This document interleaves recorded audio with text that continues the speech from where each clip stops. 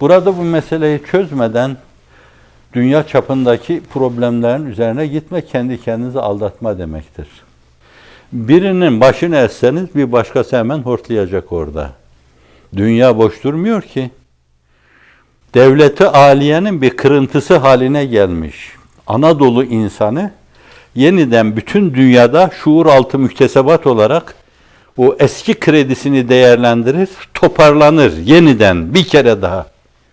Bu insanları sevgi, şefkat, mülayemet, insanca yaşama mülazası etrafında toparlar diye fırsat vermiyorlar. Alternatif fitne ve fesat ocakları var. Dün El-Kaide falan diyorlardı. Birdenbire sürpriz. Kimler tarafından beslendiği dedikodulara bakılırsa baltanın sapı.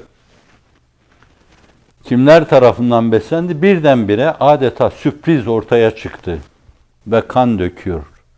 Her birisi cellat, Robespierre. Önüne gelen herkesi kes. Cennete gireceksin doğrudan doğruya. Öyle bir kandırma ki bu, hafizanallah. Müslümanlığın drakşan çehresi, güneşten daha parlak çehresi, bu zift düşünceli insanların yüzünden, sayesi demiyorum, yüzünden belki İslam'ın o drakşan çehresi karartılıyor. İslam'dan insanlar ürkütülüyor, uzaklaştırılıyor.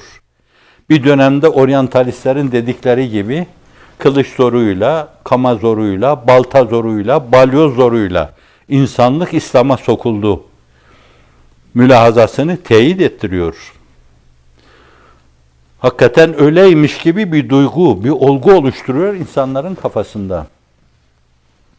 Bu problemlerin çözümü evvela kendi içinde problemi çözmeye, samimi olmaya bağlı. Kendin için yaşamamaya bağlı. Evladını, iyalini, çoluğunu, çocuğunu gözünün görmemesine bağlı. Muhacerete bağlı. Alemin ayağına gitmeye bağlı. Şöyle böyle hakikate aşina, hahişkar arayan insanlar arar bulurlar. Hakikatin kaynağını, tatlı su kaynağını arar bulurlar. Fakat ona uyanık olmayan, gözleri kapalı olan insanlar ayaklarına gitmek, o konuda onları uyarmak lazım. Bak gelin burada şöyle tatlı şerbet gibi, cennetten gelmiş gibi bir kaynak var. Evet, ayaklarına gidip bunu onlara göstermek lazım. Belki bir gün işit mi, ifrit mi, eşet mi her neyse, zıvanadan çıkmış bir yönüyle endazesiz, düşünceden nizamsız, değişik servisler tarafından beslenen, silah yardımı yapılan, dünyanın değişik yerlerinde bir yönüyle talimgahları bulunan, her yerden akın akın insanların oraya aktığı, en mübarek memleket gibi görülen yerlerde bile hastaları tedavi edildiği bir şer şebekesi. Bağışlayın bir eşkıya güruhu. Bir yerde yanlışlıkla birine karşı, bir zümre yanlışlık değil, bilerek, kasten, karalama adına denen karmatilik, haşhaşilik esas, onlar yaşıyorlar bunu. Bağışlayın, tabir çirkin, haydut gibi yaşıyorlar. Fakat onlar hakkında aynı şeyler söylenmiyor. Düşünün. Evet, nezaketim müsait olsaydı ne derdim biliyor musunuz? Yuf bu anlayışa. Mantık bu kadar iflas ederse şayet, zannediyorum değil o kocaman problemler, en küçük problemleri bile halletmek mümkün olmayacaktır. Cenab-ı Hak size güç ve kuvvet versin. İradelerinizi desteklesin. İradelerinizin hakkını vermek üzere bu yolda sizi seferber eylesin. Toptan sefere çıkarsın sizi. Kendinizi düşünmeyin. Başındaki sarığını atıp Çanakkale'ye koşan 15-16 yaşındaki talebeler gibi o dönemde hemen hizmete koşun Allah'ın izni inayetiyle. Ne birilerinin aleyhinizde olması ne de birilerinin size diş bilemesi sizi yapmanız gerekli olan bu şeyden katiyen geri koymamalı. O bir vazifedir.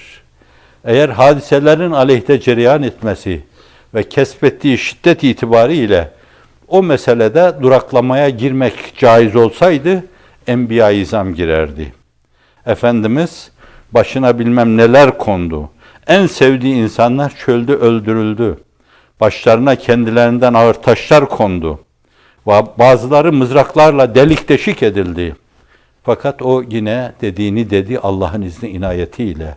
Ora bütün doğduğu yer Maskatı Re'si ve tevem var olduğu Kabe bir yönüyle tamamen ona yabancılaştığı dönemde bu defa medeniyet merkezi Medine'ye, eski adıyla Yesrib'e sitesini orada kurdu, site İslam devletini orada kurdu. Bu defa problemlerin üzerine öyle yürüdü. Ruhunun ufkuna yürüyeceği ana kadar da hep problemlerle yaka paça oldu. Hep yaka paça oldu.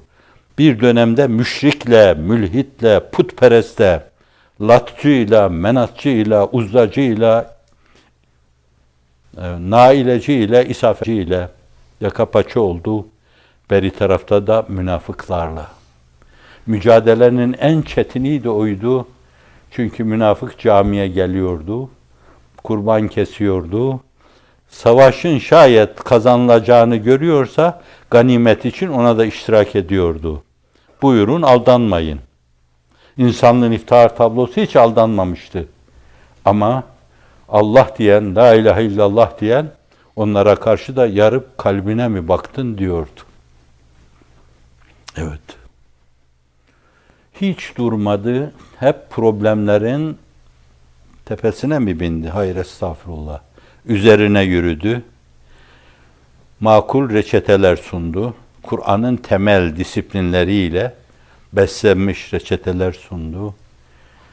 Çözülmez o problemi çözdü. Bir hamlede insanlığı kurtardı o masum. Bir nefhada Kayserleri, Kisraları yere serdi. Aczin ki ezilmek hakkı dirildi. Zulmün ki zevale aklına gelmezdi geberdi. Medyun ona cemiyeti, medyun ona ferdi. Medyundur o masuma bütün bir beşeriyet. Ya Rab mahşerde bizi bu ikrar ile haşret. Amin ve sallallahu aleyhi ve sellem. Anarşinin karşısında olun ama anarşik yollarla, tepkilerle, öldürerek, kıyarak, kılıçtan geçirerek değil, gönüllere girerek,